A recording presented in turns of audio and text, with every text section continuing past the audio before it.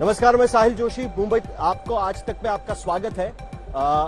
वित्त मंत्री निर्मला सीतारमण ने अपना 7वां बजट पेश किया है और इस बार 9 सूत्री कार्यक्रम पर इस बजट को पेश किया गया। लेकिन सबसे बड़ा फोकस ये युवा रहे हैं। देश की युवा फोर्स 2022 के एक सेंसस की बात करें तो 50% से ज्यादा 25 साल से कम युवा इस देश में है और इस बार के चुनाव में भी बेरोजगारी का मुद्दा सबसे बड़ा रहा था और इसको देखते हुए कई सारी स्कीम्स केंद्र सरकार की तरफ से इस बजट में पेश की गई है, जिसमें इंटर्नशिप्स की स्कीम्स हैं, जिसमें पहली बार आपको अगर रोजगार मिलता है किसी कंपनी में तो उसमें आपकी पहली तनख्वाह दी जाएगी। आपका अगर प्रोविडेंट फंड में आपका खाता खुलता है तो उसको लेकर भी 15,000 डायरेक्ट बेनिफिट ट्रांसफर के जरिए आपको मिल सकता है और उसके साथ साथ 500 बड़ी कंपनियों को सरकार ने कहा है कि आपको भी ईपीएफओ के बेनिफिट्स देंगे अगर आप इस तरीके के रिक्रूटमेंट करते हैं। उनको इंटर्नशिप की बातें भी उसमें कही गई है।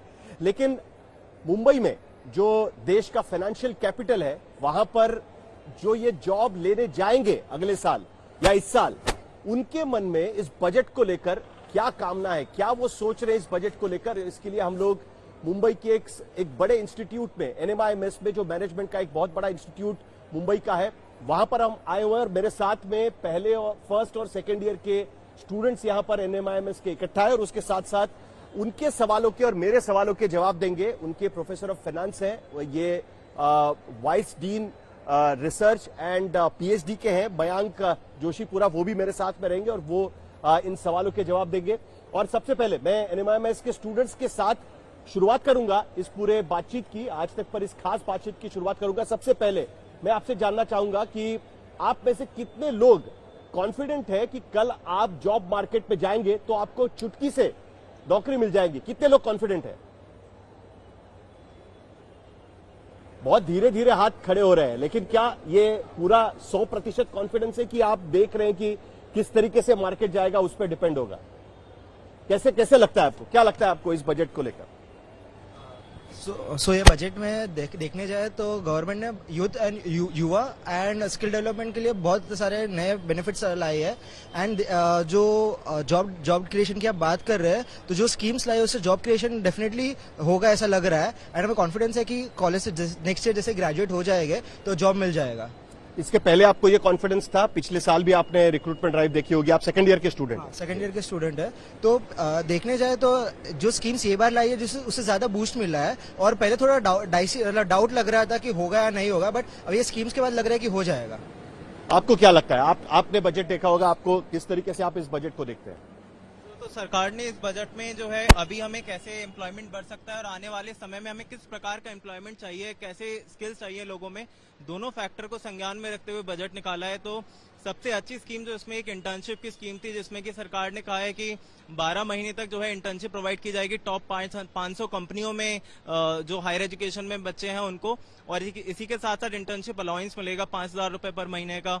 इसके अलावा मॉडल स्किल जो स्कीम है गवर्नमेंट की, उसमें लोन 7.5 लाख तक का दिया है। हायर एजुकेशन लोन अगर हम डोमेस्टिक इंस्टीट्यूशन इंडिया के अंदर ही पढ़ते हैं तो 3% के इंटरेस्ट सब इंटरवेंशन के साथ जो है वो प्रोवाइड किया जाएगा। क्या लोन लेने के लिए तैयार है आप, हायर एजुकेशन लोन लेने? नहीं, मेरा वैसे भी लोन से ही है, तो एजुकेशन लोन एक बहुत जरूरी चीज है जो कि उन बच्चों को मदद करती है। आज की स्थिति में डिफिकल्ट है क्या लोन मिलना? काफी नहीं, मिलना डिफिकल्ट नहीं है, लेकिन जो इंटरेस्ट रेट है अगर 11% पे मिल रहा है उसकी जगह 3% कम करके अगर 8-7-8 पे मिल रहा है तो वो फिर आगे इंस्टॉलमेंट जब भरने जाएंगे बच्चे तो उनको आसानी होगी वो भरने के लिए। लेकिन इसके बावजूद भी सीएमआई जैसी इंस्टीट्यूट्स कहती है, जो मार्केट रिसर्च इंस्टीट्यूट्स है, वो कहती है कि 8.1% का अनएम्प्लॉयमेंट रेट इस देश में है। क्यों ऐसा आपको लगता है कि क्या जादू फैल जाएगा इस बजट की वजह से, जिसकी वजह से वो अनएम्प्लॉयमेंट का चक्कर खत्म हो जाएगा? जी, जाहिर सी बात है, बेरोजगारी अभी भी इस देश से पूरी तरह से गई नहीं है, मगर उसका एक बहुत बड़ा फैक्टर ये भी कह सकते हैं कि देश में मैन्युफैक्चरिंग सेक्टर अभी भी अपने स्तर पर नहीं आया है। मैन्युफैक्चरिंग सेक्टर को बहुत जरूरत है आगे और बढ़ने की। जैसे इस बजट में एमएसएमई के ऊपर जो फोकस दिया है, एमएसएमई को क्रेडिट दिलाने पे जो आसानी देने की कोशिश करी है सरकार ने, उसको देखते हुए हम कह सकते हैं कि आने वाले समय बेरोजगारी और कम होनी चाहिए। और जैसे जैसे हमारे मैन्युफैक्चरिंग सेक्टर है, हमारे छोटे छोटे बिजनेस है जो टीयर 2 टीयर 3 के शहरों में, जहां जहां वो बढ़ेंगे बेरोजगारी भी कम होती जाएगी और देश आगे तरक्की करेगा। आप में से कितने लोग सोच रहे हैं कि स्टार्टअप खुल जाए तो बहुत मजा आ जाएगा? कितने लोगों को लगता है कि स्टार्टअप खोलना चाहिए आपका? कितने लोगों के मन में है कि मेरा एक स्टार्टअप होना चाहिए? आप में से कितने लोग चाहते हैं? हाथ खड़ा करके बता सकते हैं। स्टार्टअप के लिए इतना कुछ ज्यादा इंटरेस्ट नहीं लग रहा है, क्यों? आप क्यों नहीं स्टार्टअप खोलना चाहती?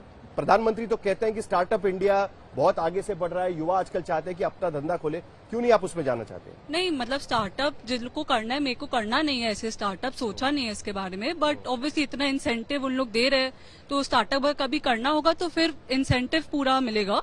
और इस बजट से इस बार महिला लोग को बहुत जॉब में भी उन लोग बहुत ऐसे इंसेंटिव दिए है कि उन लोग हॉस्टल्स दे रहे हैं, उन लोग क्रैशेस दे रहे हैं, उन लोग वुमेन स्पेसिफिक जो स्किल्स चाहिए उस पे भी उन लोग ट्रेनिंग कर रहे हैं, तो ये सब भी बहुत आगे जाकर जॉब में भी महिला को बहुत आगे बढ़ा रहे हैं।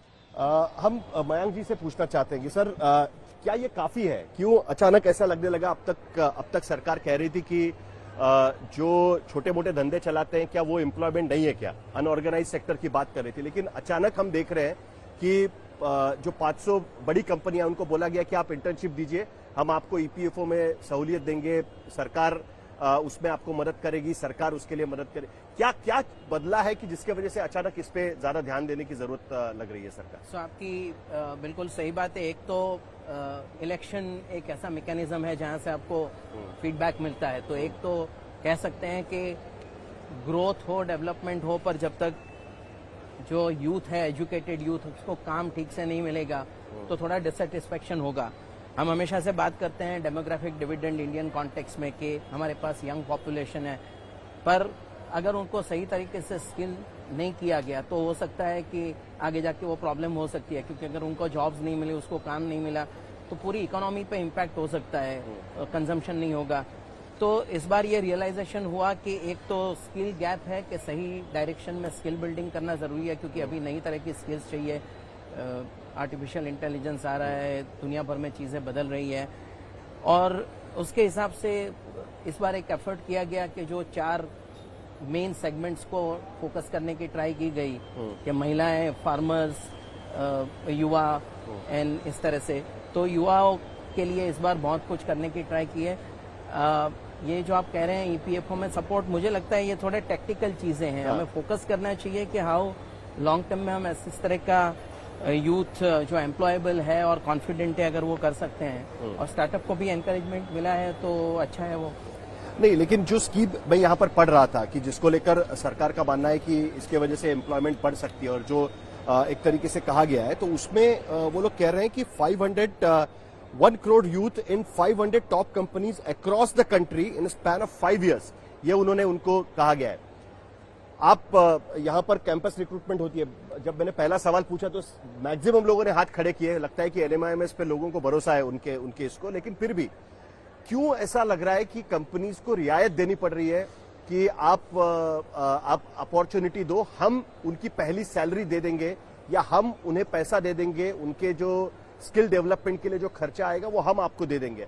ये चीज क्यों जरूरी पड़ रही है? आपको लगता है कि अभी भी कंपनियां हाथ डालने में डर रही है क्या इसमें? एक तो ये हकीकत है कि हमारा जो भी ग्रोथ हुआ है, हम फास्टेस्ट ग्रोइंग इकोनॉमी है, तो ग्लोबली बहुत सारी चैलेंजेस चल रही है। अभी तक तो हम बात कर रहे थे शायद यूएस रिसेशन में चला जाएगा।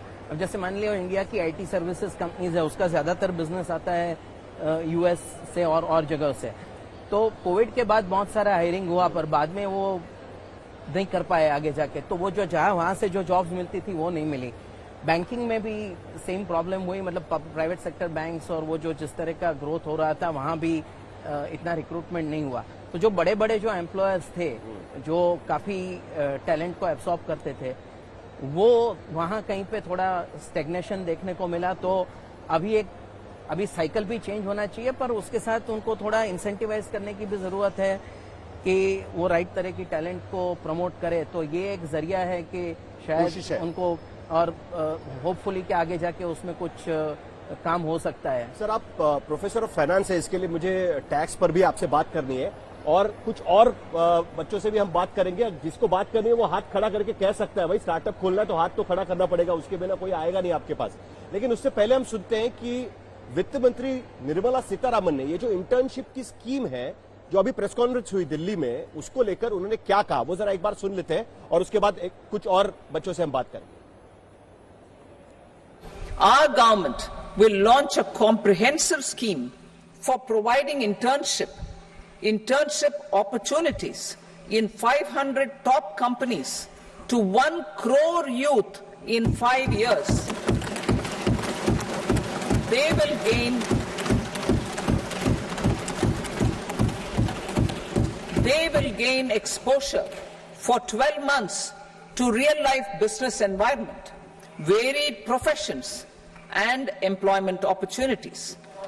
An internship allowance of 5,000 per month, 5,000 rupees per month, along with a one-time assistance of 6,000 rupees will be provided. तो निर्मला सीतारामन यहां पर समझा रही थी कि ये इंटर्नशिप की स्कीम क्या होगी और उनको उम्मीद है कि 500 सबसे बड़ी कंपनियां इस स्कीम के तहत इंटर्नशिप्स ऑफर करें, जो नई पीढ़ी जॉब मार्केट पे आएगी उनके लिए। एक बार फिर कुछ बच्चों से बात करेंगे, फिर टैक्स पर भी हमको बात करनी है। आपको कुछ कहना था?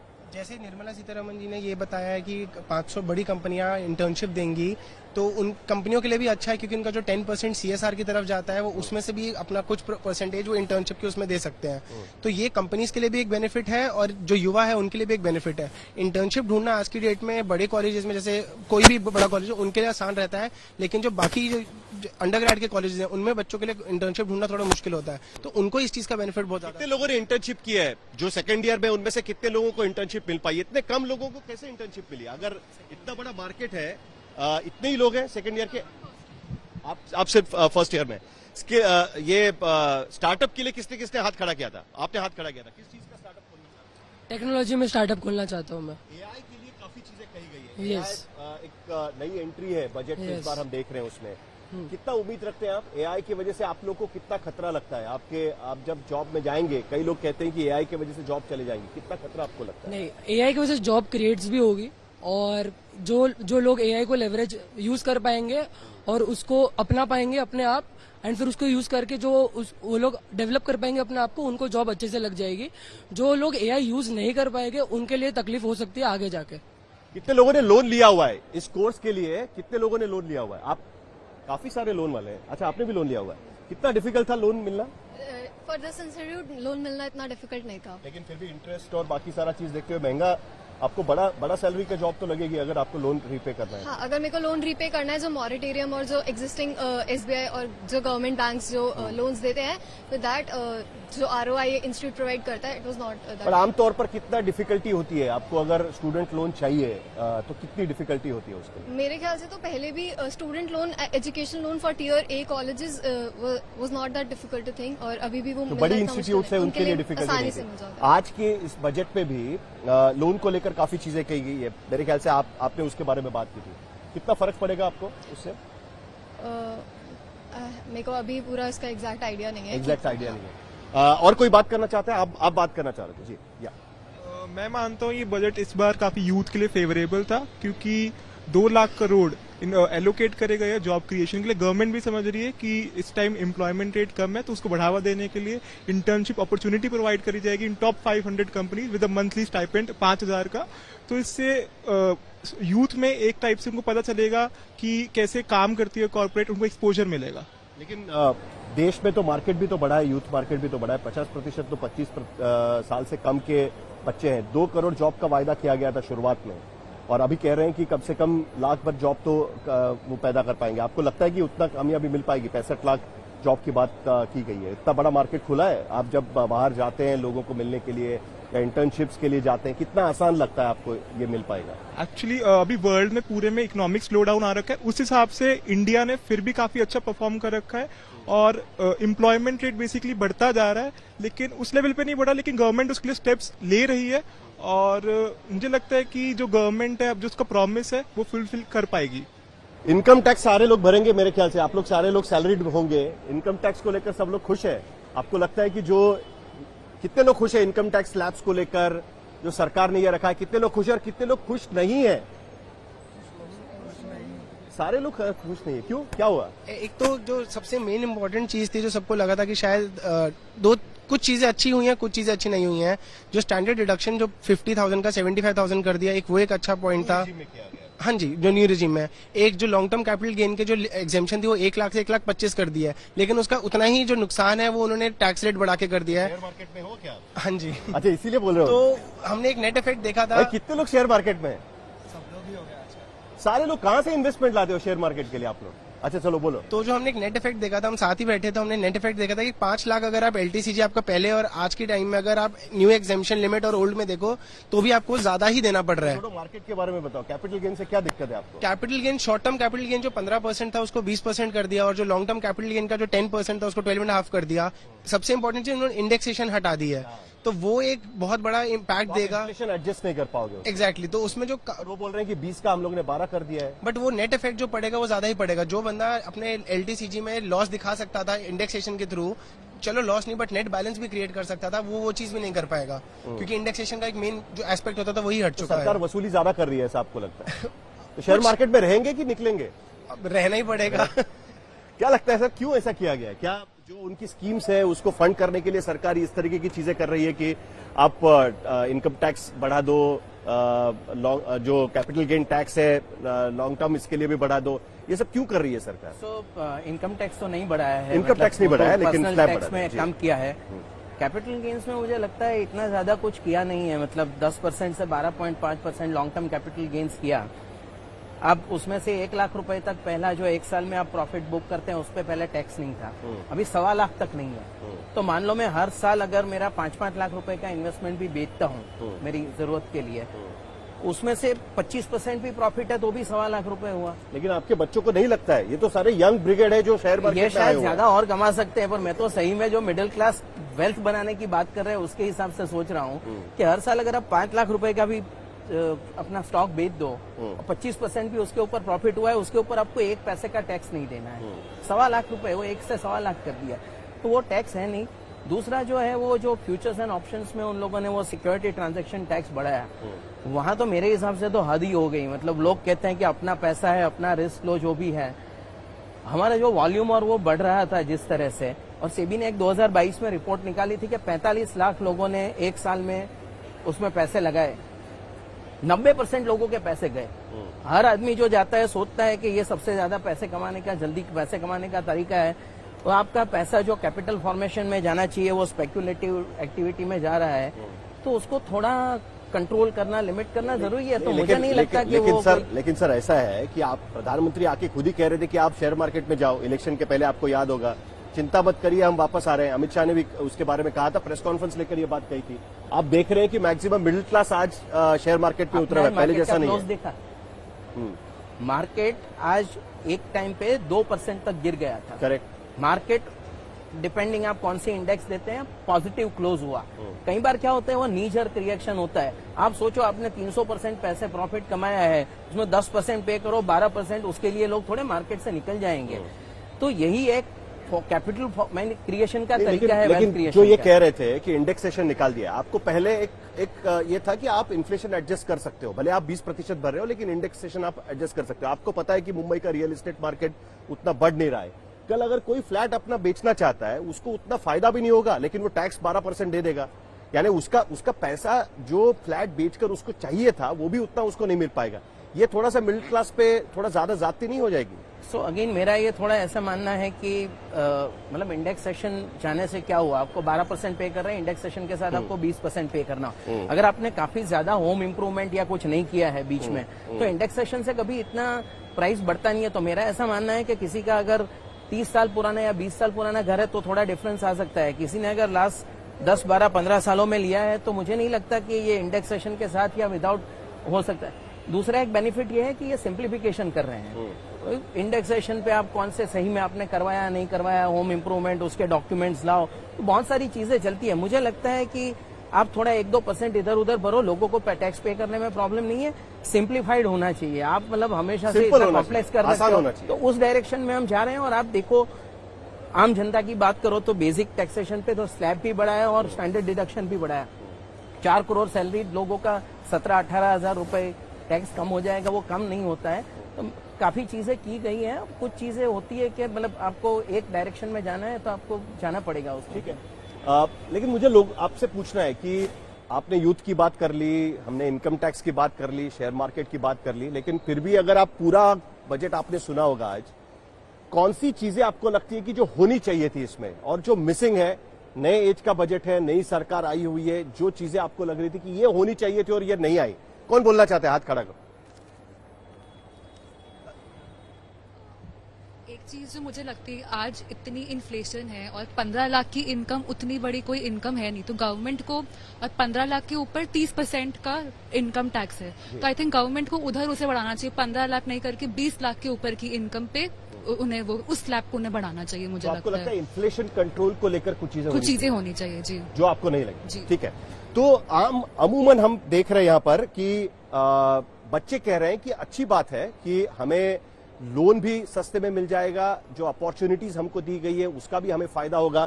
हमने उनके सर से भी बात की, उनका कहना है कि भाई टैक्स में जो किया है वो ठीक है, लोग टैक्स भर देंगे। उसके साथ साथ देख रहे हैं कि नया जब जॉब मार्केट में वो जाएंगे, उम्मीद के साथ जा रहे हैं। अभी भी 100% बच्चे कह रहे हैं कि हमको आराम से जॉब मिल जाएगा। ये उम्मीद पे ही दुनिया कायम है और देश भी कायम है। उम्मीद हम भी करते हैं कि ये सब जब जॉब मार्केट में जाएंगे तब उन्हें इस बजट का कुछ ना कुछ फायदा हुआ नजर आएगा। अगले साल दोबारा हम इनके पास आएंगे तो पूछेंगे भाई कितने लोगों को इसका फायदा हो पाया।